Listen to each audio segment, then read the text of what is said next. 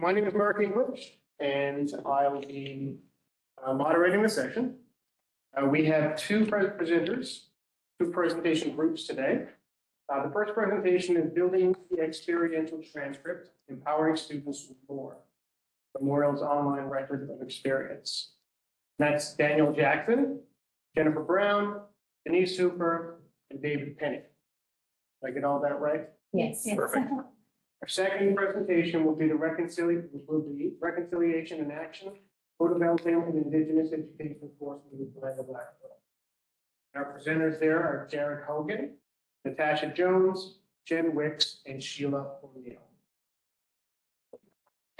You're first, right? You're doing the agenda? Yeah, I'll go with the agenda. Hi, everyone. My name is Denise Hooper, and I'm the Acting Associate Director with Student Life. So we're really happy to get started right now. And Jennifer Browne, I'm the Director of Student Life.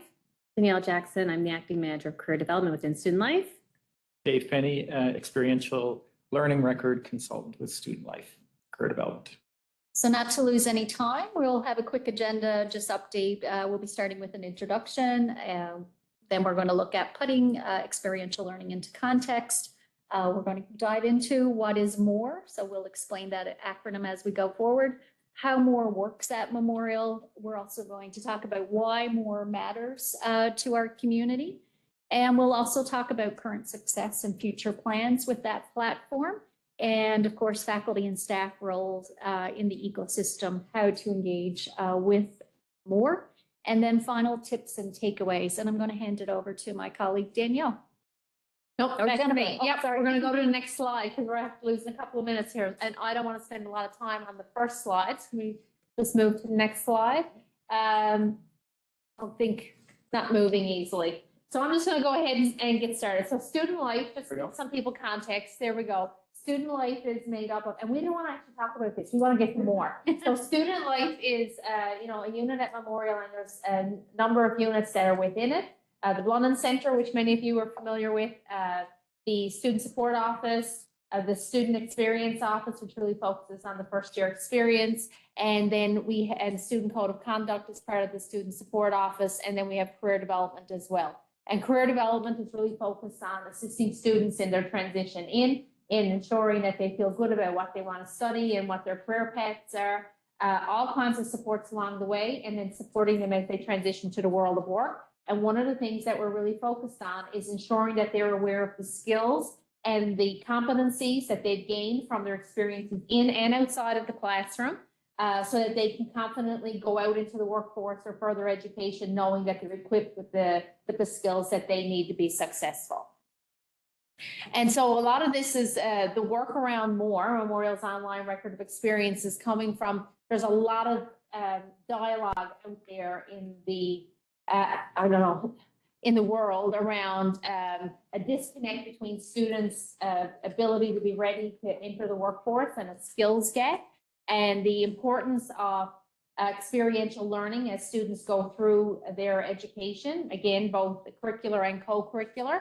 And so the work that we're doing is really trying to enlighten students and support students in this. We know they're having fabulous experiences. How can we ensure that they're getting the most from that learning, that they're recognizing that they're learning, that they're gaining these valuable skills and experiences? How can they then be aware that they have that, and that they can share that with employers or educational institutions? And that's where more comes into it as well. This I'm not going to go into. This is the theory behind the work that we're doing. And we'll share these slides, but we're not going to spend a lot of time on that. We'll go to the next one, but I want you to know it's steeped in the literature. It's not just something fun that we thought was interesting to do. It's actually steeped in the literature. And then in the history of experiential learning at Memorial, it's been going on forever. In actual fact, experiential learning has been happening forever at Memorial University. And we heard that even this morning when we looked at the slides there of the history of Memorial. I think we were the third university in Canada to start co-op in the engineering program. So EL is not new to Memorial. It's probably a little more new to ensuring that the outside the classroom experience is also valued along with the curricular experiences that are happening. And so I'm not going to go back through the history of the last 20 odd years. We're going to jump into 2022, which was when we got this platform that was really around documenting the experiences that are happening and providing a tool, a record for students so that they have that and they can take that forward with them. And they could see the learning because they're having all these experiences, but a lot of times it's just like, well, I only did this. And they don't see the value in what they did. And hopefully by having it on an official transcript of the institution and having the skills that they've gotten and the reflection that comes with it, they'll actually value those experiences and be quite proud of them. And now I think I'm handing it off to someone else. Danielle. Yep. Yes. So what is MORE? As Jennifer alluded to, Memorial's Online Record of Experience, the acronym is MORE. It has been around for a few years. Is this working? Excellent. And it is a digital platform. Some in this room may be participating in this space already and maybe not aware, or maybe you are a champion of MORE already. It is a digital platform that collects student experiences. Currently, it's focusing on campus employment as well as co-curricular, and it is a place to house some of those meaningful experiences students are participating, particularly outside the classroom. Did it do it? Did. Yes, we're winning. And by adding to the record, students are able to build a catalog of their own experiences that they're proud of, that they can share with employers. They're able to reflect on these experiences, hopefully strengthening their confidence in what they're doing here on campus. And then the sharing piece, which Dave is going to go into a little more detail of what that looks like, but can really put it in front of a graduate school, like put it on a graduate school application or put it on LinkedIn. And it's really meant to complement the academic transcript. It's that other stuff that students are doing here that we know is so valuable. And so it's a space for that to live. Okay, so I want to give some context to the criteria of MORE. I don't trust, I gotta look. And so there are 4 different areas that we want every experience that goes in MORE, or call it MOREable. There needs to be learning outcomes. So it needs to have some set criteria in that experience so students know what they're going to achieve from participating. The student success competencies, which I'm going to talk about in a moment, reflection, as well as validation. So there are the 4 criteria. And the reason we have that is some students may attend a webinar and have their camera off the entire time. We don't know what they're learning from that. So we really want to be able to interact with that student, have them reflect, understand that they know what they're participating in, and understand the skills that they achieve. So the student success competencies, and I have a few handouts here, hard copies for everyone here, but I also have a QR code at the end of this presentation so you can access it as well. So we can hand those out. But yeah, certainly. So as Jennifer alluded to, these were developed in 2020. However, we started the work in spring 2019 on the student success competencies. And we looked, if you Google skills or competencies anywhere, on Google, Bing, any place, you're going to see a lot of different skills come up. So we really wanted to synthesize our own. And we looked to we leaned into the Memorial's teaching and learning framework and the qualities of a Memorial graduate. We also looked at NACE's key career readiness competencies, as well as the employability skills from the Conference Board of Canada, and then Memorial's own School of Graduate Studies student competencies. So we took them all together, and I'm sure you guys aren't surprised that there was a lot of commonalities. And that is where the student success competencies came from. We also shopped it around to senior leaders, to staff, faculty members, and everyone was really in support of this. And the student success competencies have become the foundation of MORE. So anything that goes in there, we ask people to start thinking about what those competencies are that students are achieving. On the flip side of that, when we have employers in this space, we're educating employers to think that way as well. So these skills are listed when they attend events. Like if you're looking to hire one of our talented students, what skills or competencies are you looking for from the list that we have? So hopefully we're going to talk about that a little bit more. We're matching employer needs and students as they are developing things here on campus. I won't spend much time on this because I'm looking at the clock here. We're already 12 minutes in, but all of this, and you'll see some similarities between the last slide. When we think about criteria, we are really leaning into high impact practices So you can see this here. We know there's a positive correlation with student learning and retention when things are high impact. And here are some criteria about high impact. And like I said, you can see similar to the criteria on the page before, time and effort, learning outside the classroom, applying like real world concepts into a practical setting, meaningful interactions with faculty and other students. So those meaningful dialogues are super important for students, and collaborating with others, encouraging them to navigate different perspectives is really important with high impact. And then feedback.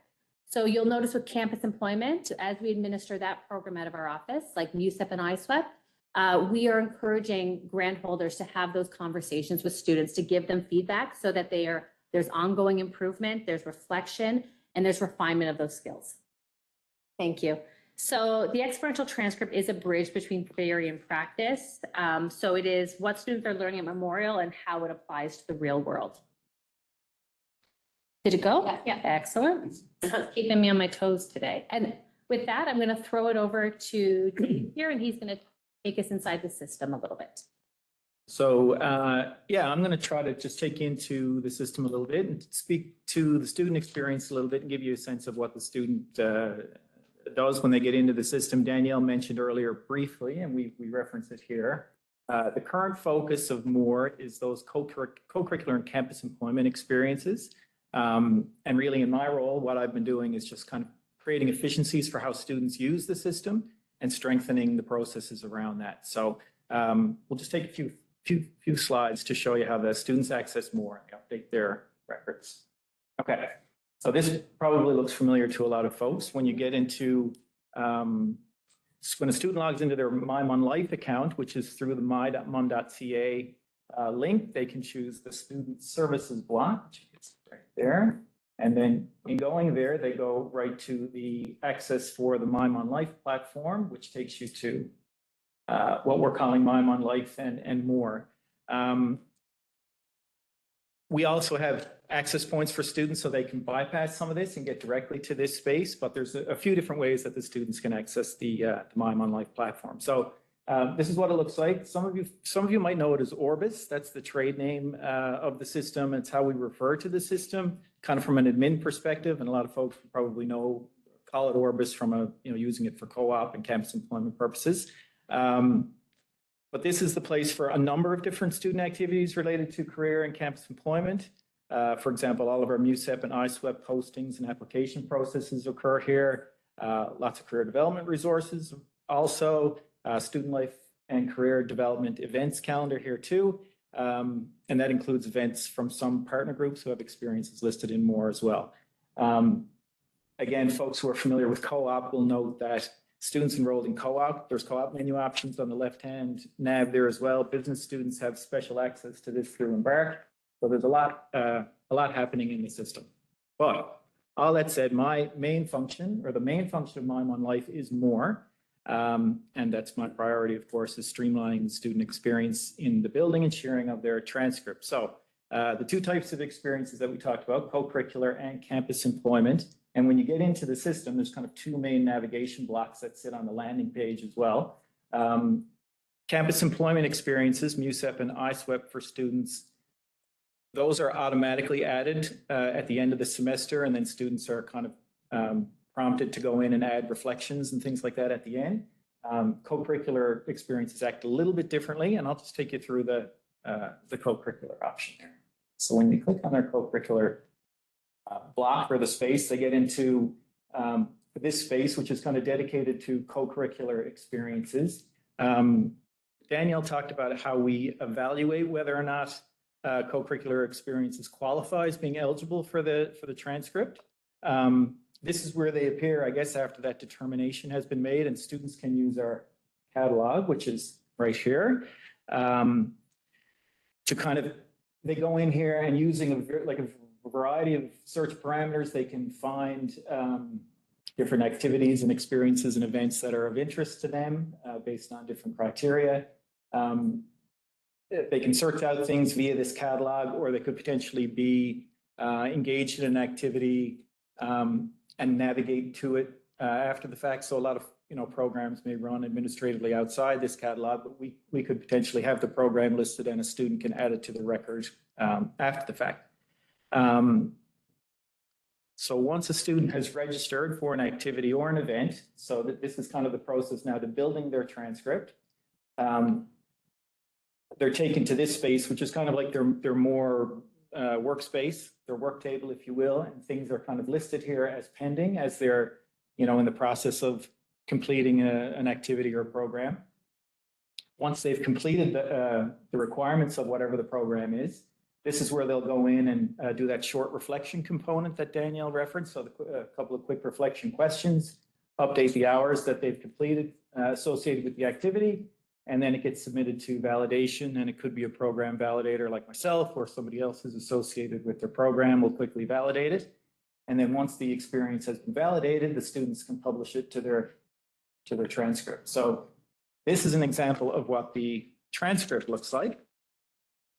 And the beauty of the transcript, as you see here, it brings everything together in one place. So all of the EL experiences are presented in a way now that, and this is accessible by potential recruiters or employers or folks assessing applications for graduate school.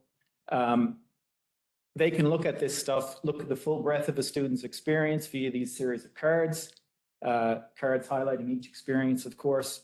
But then also you can derive some summary data from this based on the accumulation of all of that experience. So things like overall experience via total hours worked that's derived from all of the employment records. We're kind of able to look at that in summary, for example. You can look at the competencies that are derived from all of these experiences as well. So you're seeing a summary of all the competencies that our student has acquired as a result of these experiences. But then you can also kind of double back and look at, okay, what competency is specifically associated with what experience and kind of what led to the acquisition of that. From a student perspective, there's lots of flexibility in the ways that they can share this dynamic document. They can copy a link and send it out or embed it in a resume. It automatically generates an email that you can send as well to share. And they can also use this to update their LinkedIn profile. Now, interestingly, you can see kind of from the level of activity and the way that we built the transcript, lots of potential for data and rich data sets here. So we know that this is going to help us inform the future of what the transcript looks like, among lots of other things as well. And I can just kind of quickly touch on some of the, briefly on the data piece. I've just pulled a couple of quick charts here where you can see some insights around student activity just over the last year, trends around competencies, for example, that are being acquired, as well as kind of,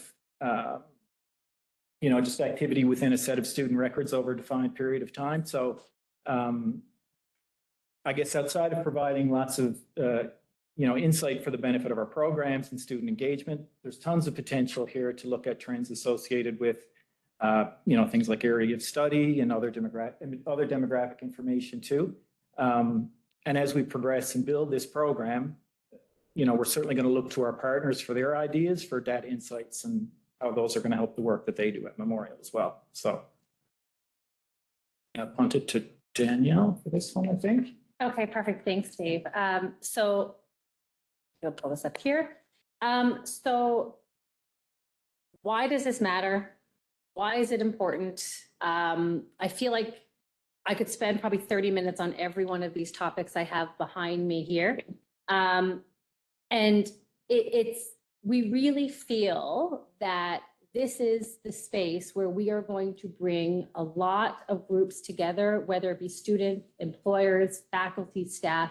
It is a space where the student can be seen holistically for their work outside of the classroom.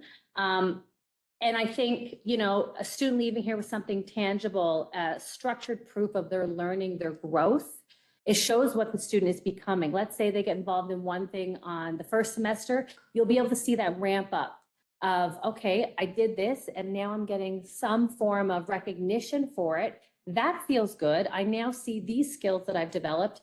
I'm going to get involved in this. So when we started to list off how this can help address different challenges within Memorial. Retention was something that came forward because, you know, we feel like a clear record of experience increases a student's sense of purpose, their belonging, that validation, and it's progress sometimes outside of academics. There is the co-op piece of this too. We are looking to build the more curricular side of more, and other institutions are using Orbis for that, and we envision ourselves doing that as well. But, you know, there's some students that may feel disconnected from the traditional academic pathway. So this is something that can, you know, lift them up and feel belonging on campus. Skill development awareness is something else to highlight here. We've talked a little bit about it with student success competencies, but to Dave's point, also, when you get that transcript and you're like, okay, I'm noticing my communication skills may need a little bit of work. There is a mechanism now for a student to go, I want to develop that skill. I can go to the catalog, search out communication and see the activities across campus that I can get involved into to strengthen that competency. So that skill development and awareness, which will only lead students to be able to leave Memorial with the ability to articulate these skills and hopefully transition confidently. And like, we're all rooting for our students to do well and our alumni to do well. So this allows them to have something tangible to go, oh, look at all these things I did while I was here. Job market mismatch. So as I indicated earlier, we are educating employers too, and starting to plant those seeds about the skills that our students are leaving here with, or their experiences here are developing. And so, you know, that record is hopefully going to make graduates feel more competitive and better prepared when they transition out. The other thing I threw up here was the strategic enrollment management. And many of you may know that the Memorial University is currently developing a student enrollment and retention plan. And I think, you know, as Dave had indicated, there is so much potential for data.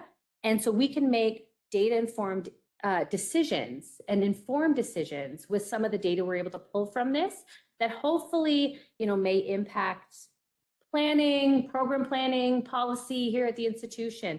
Like I said, we've kind of scratched the surface on the data that we can pull out of here, and we're in growth mode.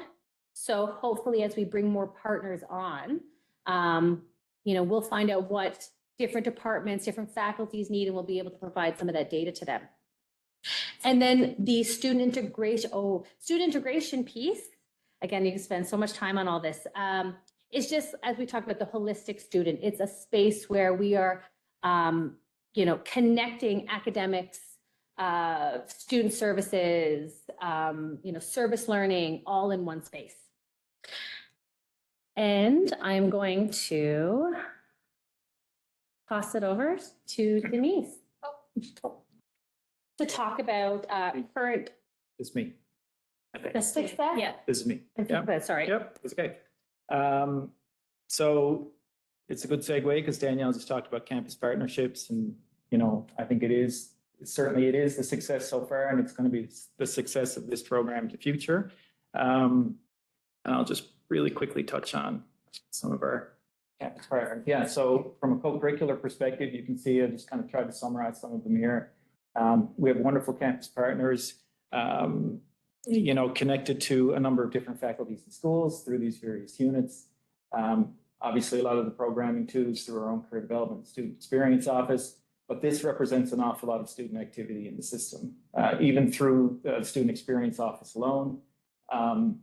The volunteer incentive programs, about 200 students participated in that this past year, so it's a lot of activity. So, as I say, great supporters. Grenfell campus in particular has been a wonderful champion of this. Thomas Young at Grenfell, he's the career development coordinator out there, and he's been a fabulous supporter. The other side of the campus partners is through campus employment and co-op as well. So again, lots of activity in the system. And while you know, we talked about how campus employment is currently represented on the transcript, co-op is not, but this also just represents the level of activity within the system. And it speaks to kind of the investment across the university in the system. MUSEP in particular, you know, 25+ year program, I think some of those statistics speak for themselves. This is a huge program that's run through the Career Development Office, of course. And, co-op education as well, 1,291 work term records just in 24-25 alone. So, I think this is a great foundation for us in terms of, next steps moving forward, building the transcript and continuing to build on the great partnerships that we have across the university.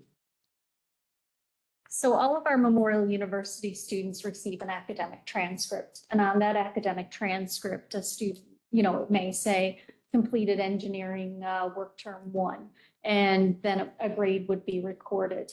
What more would allow us to do is to say that student X completed engineering work term 1 at Husky Energy, and then the competencies and everything that comes along with that could be listed. So it really provides that enhanced record.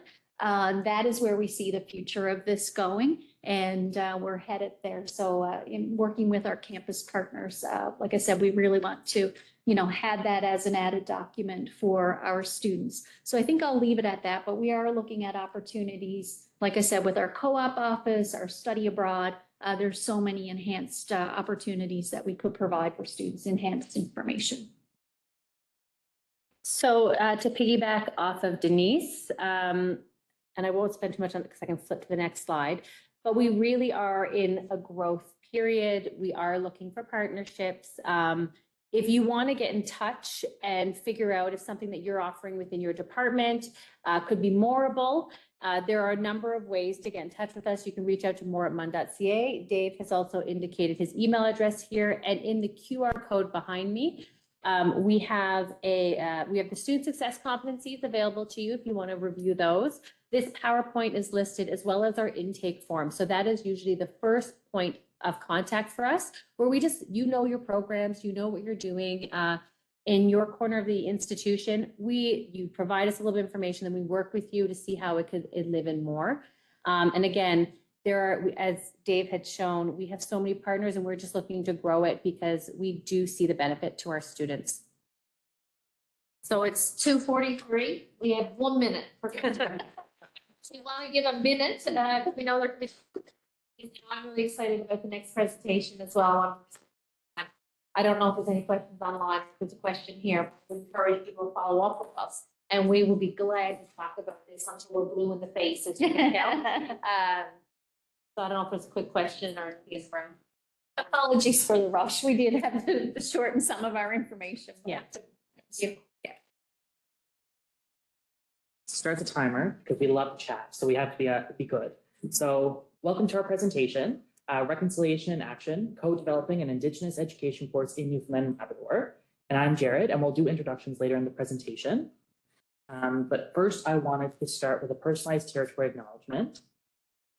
So I want to acknowledge that the lands in which we work, study, and live, so all of us collectively live either in Eastern Newfoundland or Central Newfoundland, and then situated in the territories of diverse Indigenous groups. So this includes the Mi'kmaq and the Beothuk on the island of Newfoundland, as well as the Humaguk, I apologize about my pronunciation, but I'm still learning, the island of Newfoundland as the unceded territory of the Mi'kmaq and Beothuk, and Mi'kma'ki, which includes Newfoundland Island, Maritime Canada, parts of Quebec, as well as parts of Maine, as the ancestral and traditional homeland and nation of the Mi'kmaq. We'd also like to acknowledge Nunatsiavut, Northern Labrador, as the ancestral homeland of Nunatsiavut Inuit, as well as Nitassinan as the ancestral homeland and territory of the Innu in Labrador, and Nunatsiavut, Central and Southern Labrador, as the homeland of Nunatsiavut Inuit.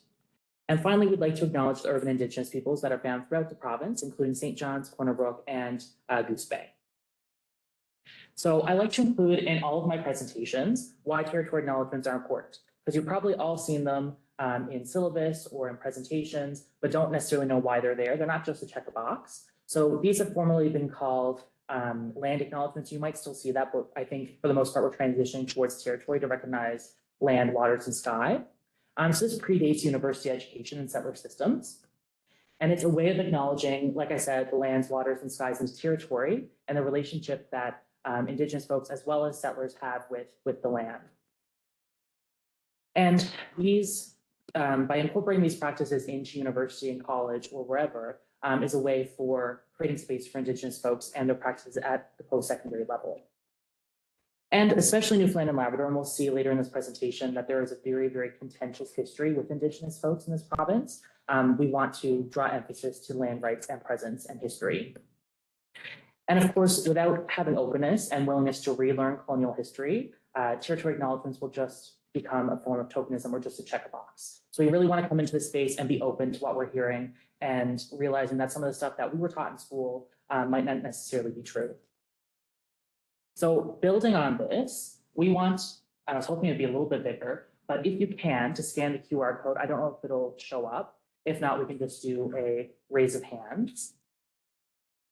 This is one of the tools that we actually use in our course. So we're trying to integrate it in and showcase it in. So I have that up here now so I can see who logs in. But the question is, have you ever heard of any of the following myths? So the first one is the Mi'kmaq mercenary myth. So this is the myth that the Mi'kmaq were brought over to kill off the Beothuk, and they were brought over by the French. Terranolus, which means nobody's land, refers to that there was never any Indigenous people here. We also have residential schools are only in Canada. So this idea that residential schools never happen in Labrador, or that Indigenous people are only in Labrador. So these are common things that we have heard as a group of settler allies and Indigenous community members. So I don't know if you folks are having a good time getting into the Nearpod.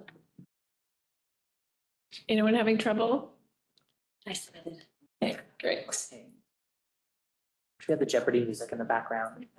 Is this like from our, like what we were, like what I knew as a child or as a young person versus what I know now? Like, can I share the myths that I had as a Of course, yeah. informed person? Yeah, we absolutely welcome that. Because the whole point of this question is to show that there's a lot of myth out there that's not true, that has been built into especially post-secondary or not public education, as well as. So I'm not seeing any answers on my end. I don't know if that's a me problem. I don't know if Angela, you're seeing anything. Angela, are you able to share the results? Yeah, I can actually share. Just bear with me 1 second. Yeah. I suppose it'll come up here, but I'm not seeing it. Oh, there's some, they're popping up on my, mine too. Oh, fantastic. Angela is the master at the technology. Okay. I jumped ahead. Okay, so I can't see the results, but I'm sure based on what you're seeing in front of you, you have heard myths. And we were really hoping that people would have experience with this. So I do see that there's some color there. So that's a good thing or bad thing, depending on how you look at it. So the next question we have is a true or false one. And it talks about the terms of union between Canada and Newfoundland.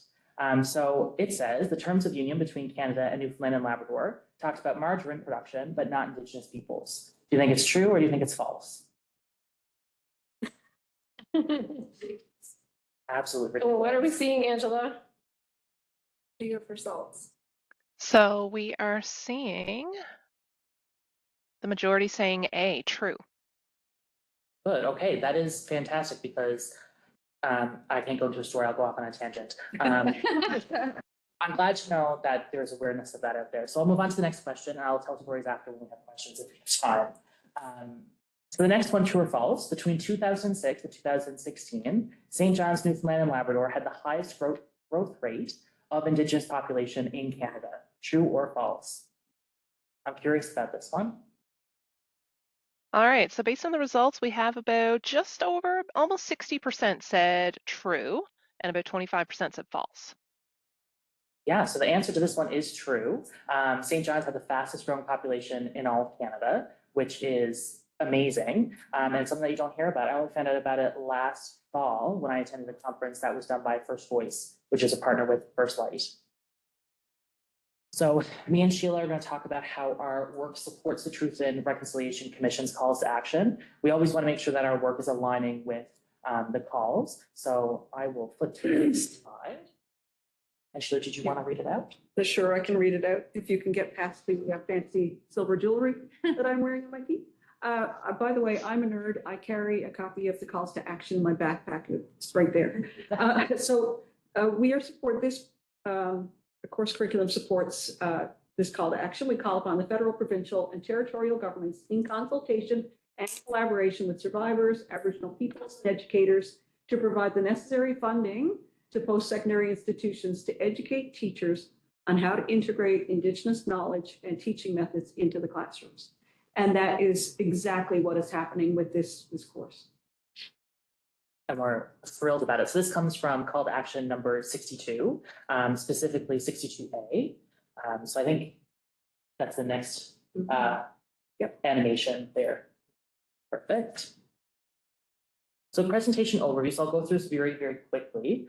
So we're going to talk about who we are because we want to ground our work in relationality, where we started, what we've done, what we have learned, and what we're still learning. So this is a journey, and we really want to present it that way, that this is something that like we're still learning what things work. I mean, you see with the Nearpod, we're rolling with the punches. So I'll start us off with our positionality. So I don't know if we can flip to mine there. Perfect. So like I said, my name is Jared and I'm a settler. So I have connections to Conception Bay North and Central Newfoundland. I guess my full-time job, if you will, is a PhD candidate in archaeology at MUN. I'm also a per-course instructor in anthropology, archaeology, sociology, and education. Whoever will give me a contract. I'm also an instructor with the ALTI program at CNA, so that's the hat I'm wearing today. And my current research as a PhD student and as a upcoming, I guess, scholar, if you will, kind of scary, is investigating the visibility of Indigenous cultures at museums in Labrador. And I'll pass over to Natasha, my partner in crime. So I guess it's my turn. So I teach with Jared. So I'm Mi'kmaq and settler, Mi'kmaq on my mom's side and settler on my dad's side, with connections to Central Newfoundland, so Buckham's Junction and Badger, as well as Trinity Bay and Placentia Bay. I am a member of Qalipu First Nation within the Exploits Ward. I am a master's student here at Memorial, so I'm alumni and I'm still plugging away. I'm a for lifer student and I'm doing archaeology as well. I'm also an instructor with the ALTI program and I have done some teaching assistant shifts here at MUN. My current research interests are the interior and coastal archaeology of the central region of the island, and that's where I'm from. My specific research project is identifying and locating Mi'kmaq ancestral spaces. So they could be archaeology sites, they could be ethnographic sites, they might not meet the government designation. So this is the term that came into being for the project. So we're looking in the south central region of the island for these sites. Sure. One just, Mom, I'm getting cataract surgery in the morning. So I'm Sheila O'Neill, and I am a Mi'kmaq traditional knowledge holder drum carrier, and I'm a member of Qalipu First Nation from the west coast of Newfoundland. I have 3 Mi'kmaq grandparents, 1 Irish grandfather, and as I like to say, I was never destined to be tall. These days, I'm working as Indigenous Relations Manager with Horizon Naval Engineering Services here in St. John's and NUDOC, and also with some responsibility to World Energy GH2. I am a co-author with Chief Michelle Joe, who came along and joined us today for support and enthusiasm. Cheering committee. We co-authored My Indian and Suli Away. You can find it at MUN Bookstore and other leading bookstores. And I have been with College of the North Atlantic for a long part of my career as faculty, as student development officer, started in 2001. And I worked here in the province in Central, taught a night course here in St. John's, and spent 3 glorious years in Qatar, where I met Jenn Wicks. Hi, everyone. I'm Jenn Wicks, and I'm here today in my capacity as Director of the Teaching and Learning Center at CNA. I have also been a MUN student and a proud alum. And I'm going to try to move these people along because we don't have very much time for our presentation and we want to make sure that we get to the really good stuff. Angela, do you want to introduce yourself? All right. Hi, everyone. My name is Angela Beck. Thanks for having me. I'm joining you remotely this afternoon. So I am a settler with connections mostly to the Avalon Peninsula, specifically the Woody Island and Come by Chance region. I am also an alumni with Memorial University with a Bachelor of Arts Education and a Master's of Education. And my current hat is the instructional coordinator for the ALTI program at CNA. So I'll just very quickly kind of just speak to this slide here before I pass it back over. As you can see from the introductions here, we're a very diverse group of individuals that have come together to work on this. So we have researchers, we have educators, and we have members of the Indigenous community. And a lot of us work within the Adult Teaching and Learning Innovation Program at the College of the North Atlantic. So the work that we've been doing is mainly focused on two kind of interrelated pieces. First, we have the Indigenous Advisory Committee, which your presenters will speak to now shortly. And then we have the ALTI staff from College of the North Atlantic. And we have been working together to create and facilitate the Reconciliation Through Education course or micro-credential course, MI 1180. So Angela. I'll pass it back. Thanks. So the ALT program, as Angela said, Adult Learning and Teaching Innovation. It's a mouthful, so we just shorten it to ALTI. This is our kind of answer to what was happening with the post-secondary instructor certificate at the college. So we have expectations and accreditation requirements for our instructors to attain the PSIC. We did not have compliance in all areas. And we had done some consultation and feedback, and the response was from our instructors that, you know, the courses that they were receiving were not necessarily meeting their needs, or they were somehow, you know, just not fitting into their lifestyle, the things that they needed for their teaching in the immediate term. What we did was we then went out to all of our stakeholders, and we did some really good consultation in order to come up with this program of micro-credentials. And if we go to the next slide, we're really proud at the college of all the micro-credentials that we've been able to roll out. And we could spend a whole session talking about micro-credentials and what they are and what they aren't. They're not just short courses. They do have very specific labor market needs. And so we went through a rigorous process to get to where we are today, to say that in a nutshell. And we have lots of other micro-credentials on offer in addition to this Adult Learning and Teaching Innovation Program. Yeah, go ahead. So we also have a teaching and learning framework for the college that, you know, it's funny because we didn't have a teaching and learning center until 2020 when I started. A couple of weeks before we went into lockdown for the pandemic. So the teaching and learning framework was something that was kind of a labor of love. I was a department of one working on something and just trying to bring in as much as I knew and was learning about adult education as possible. You know, so a lot of the things that you will see in our courses are really tied to the things that that we see in the community, things that people are talking about that they want and need. Mental health is something that we weren't being able to address. Equity, diversity, and inclusion was something that was really important to us. And so we thought this is a great way for us to really put this into practice and make sure that it is competency-based. So through the micro-credentials, we are offering something that is really practical. We always say that when people come into these courses, they learn about the thing that they can apply right away. If they want to use it tomorrow, they should be able to use it tomorrow in their classroom, in their work, and the program is open to anyone.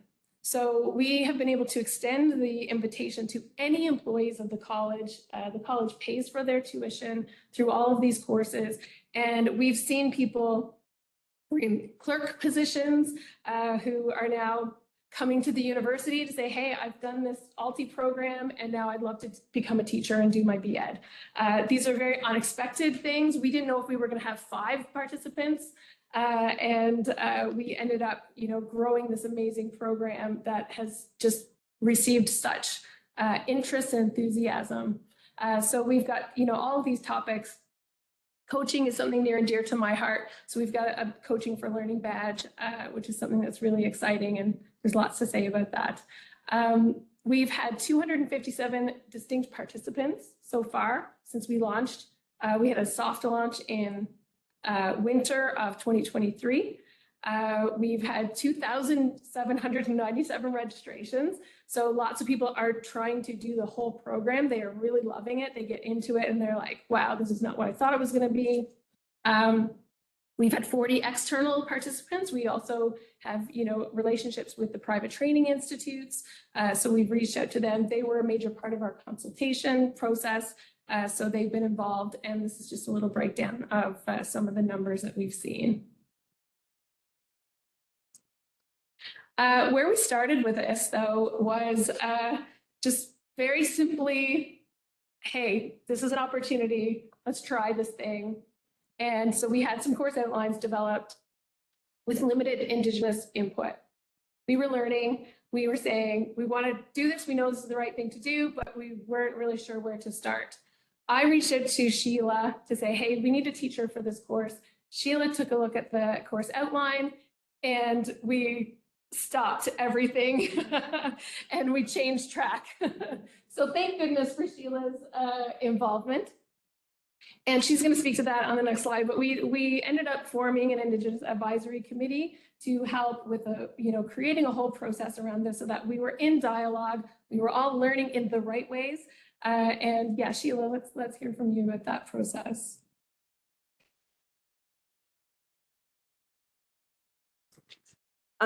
So when I looked at the course outline, I took up my pencil and then I started writing notes and writing notes and writing notes. And I guess basically, then I put a pink sticky on it that said, I can't validate this course by my presence as an instructor. It was way too much. It's like, you can't look at the broad, like all of Canada in a micro-credential. Nobody wants to teach that. Nobody wants to take that. And it's way too much. There were some factual errors and, maybe things like exploring the Inuit relocation Davis Inlet when it was really the Innu, and describing the difference between treaties and land claims, but land claims are treaties, that sort of thing. And so it required some real in-depth knowledge of the issues and of the experiences. And there were some contradictory terms like calls for decolonizing and indigenizing the academy. But so I was looking, one of the outcomes was to learn about territory acknowledgements. So I said, I wonder what CNAs looks like. And I went on the website, it wasn't there. And that's when I realized that you can't offer, and I'll say Jenn and I met in Qatar, but this became a wide open, we're going to just put down all the barriers and speak our minds, have open dialogue. I think I bought 7 books and you probably bought 12 as a result of our exchanging information. And it was very real and very open and without ego. Okay, so this, if the campus is going to offer, if college is going to offer this without any sort of infrastructure, then we're doing a disservice to everyone. And that was the start of the plotting and scheming to get something really, really good. Great. So what we did since then is a lot. So, we immediately set to work on our own learning, on teaching others about things, bringing people together. We also had a new strategic plan come from the college, which a whole pillar is based around EDI. And that continues to this day, that we have a new manager of equity, diversity, and inclusion since November.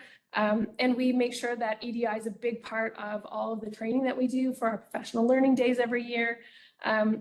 So it has been, a way for us to keep that momentum going beyond this course. So I feel like the course also had a major impact on some of the other activities of the college. So I guess that brings us to what we have done. And that's a lot of Jared and I. So in terms of our objective and what we wanted in this course, which was to develop an adult learning course that explored Indigenous history, reconciliation, actions toward reconciliation within this province, and how we're going to do that in a good way with Indigenous community members. So I guess our achievement in this was we created, in collaboration with Indigenous peoples and with the advisory committee, our first mandatory reconciliation course aimed at training post-secondary instructors. And it's our baby, I guess Jared and I could say, because we made all the slides up through. hours and hours of time together. And we run through treaties, residential schools, contemporary Indigenous history, as well as archaeological history. So we kind of want to give a wide breadth of knowledge to all the students. And there's so much that each of these topics could be an individual course. Absolutely. And we're aiming for that with the funding, hopefully, Jen. And so with our course offering, it's online, it's synchronous, and we use Teams and Brightspace. And Jared and I get frustrated with Teams because we have the one WebEx background. And it is a pass-fail course because we didn't want a grade course. This is about learning experience and going through the experience of this course and what you gain from it, not to have a grade hung over your head. So we moved away from a numerical evaluation. And so these are our modules that we have. Jared really organized the module base. That's his baby there. So we have Indigenous history and ML, reconciliation and why it matters, and action for reconciliation. So we take students through a variety of topics. It is a very intellectually heavy course, and we'll talk about that in what we've learned. But really, like the purpose of this and the pass-fail, not only does it align with ALTI and the other courses, but it also takes the pressure off. Because like we've seen this morning with the Nearpods, a lot of folks who are settlers or newcomers to Canada, or maybe even Indigenous themselves, weren't taught these things. So it's uncomfortable, and it's supposed to be uncomfortable, but we want to do that in a good way that you can actually learn from it and not get your back up. But yeah, we'll move on to the next slide. So I can talk about that forever because this is. So with our course, it's of course the practical course evaluation and activities aimed at getting students working knowledge and something they can bring home when they're done the course. So they construct a toolkit. We go through discussion posts. We have cahoots with prizes, Indigenous author theme books. They do a final and a draft and a final toolkit. So that's so they can do the draft, give it to us. We look at it, give them feedback, and they can walk away from the course with a complete polished toolkit. And their toolkit contains these 3 items. A working in a good way statement, your personalized territory acknowledgement. We take you through different acknowledgements that we wrote that you see on business websites. And then we ask for 2 tools or resources that support reconciliation. So that can be really specific to the individual's background. So if someone's working in theater, they can maybe pick resources that work with their profession. Or if someone's a welding instructor, they might want to put in supports for student scholarships or, trades persons. So it's really try to be tailored to personalized product, like this personalized toolkit you walk away with. Absolutely. We want people to be able to use it, not just do it for a course and move on. So this here, and I'll be very quick about it, I'm not going to read it out for the interest of time, but this is an example from one of our students. This was their final toolkit, and to show that this is an ongoing journey and a dialogue, they refer to Indigenous folks as once being here, which is incorrect. Once implies that Indigenous folks are no longer here when, obviously they are. So this is something that we talk about and we educate past the end of the final evaluation. So it's an ongoing dialogue, and we've had students reach out, ask questions, and if we don't know the answer, we will network them to other folks who might be more knowledgeable. So what have we done? So we're offering to date, and I'll be quick about this, we've done 4 classes of this micro-credential course. We've had 77 students with a variety of different backgrounds. So we have folks in early childhood education, library studies, journalism, food services. So trying to come up with a way to do a toolkit for food services, me and Natasha were like, oh, okay, we're gonna have to step outside our academic viewpoint. And we were able to help them with that. And we've had people from different provinces and territories, different countries, and different identities. So we've had Indigenous folks, settlers, new Canadians. Interestingly, we've had folks who have shared that they're from, for example, South Korea, and talking about their indigeneity in South Korea, which is something that we don't really talk about as much here, or at least in Indigenous Studies at Memorial. 3 minutes. Okay, we passed. So we've learned lots of things, but the gist of it is that there's a deep interest for a lot of people, regardless of their discipline, to learn about Indigenous folks and to work on reconciliation in Newfoundland and Labrador. We've also learned that the course content, though it's necessary for this type of course, is intellectually heavy. So me and Natasha have been working on moving some of the intellectually heavy stuff to an asynchronous format, so students are able to engage with it on their own time. And if they have any questions, they can reach out. We're also looking at creating other potentially elective courses, looking at the college with these areas, which would have the same Indigenous Advisory Committee structure. And we're still learning. Always learning. So Everyone's always on a learning journey. So we also want to look at ways that Indigenous students can gain credit for the course without having to attend the courses, because the course can be re-traumatizing and triggering because everyone's background is different. And the same is, it's kind of really connected with point 2. It happens with the Indigenous instructors for the course, and that's me.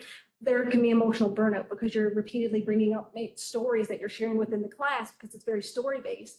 And so you're rehashing those experiences in your families, and that's heavy for you. So having a nice pool of Indigenous instructors will be a dream. And also ways to add more Indigenous representation, including for urban Indigenous communities here in the province. And we also want a way to incorporate honorariums for our committee members and for people who give their time and experience. And that's often like the hard, it's hard to get money from people. So it's really important to be able to give back. And that's something we want. Absolutely. We'll work for water bottles. Please. So the last point here is Sheila is going to go over. This kind of ties it up very nicely. Yeah, it's the Honorable Justice Murray Sinclair quote. He was the former chair of the Truth and Reconciliation Commission. Education got us into this mess, and education will get us out of it. And I have to say, we are a committed group of people who, Indigenous and settler, from both Newfoundland and Labrador, who want this to be successful because we believe in reconciliation and we believe in the power of education. We all had connections and we've made other connections together. So this is very much collaborative.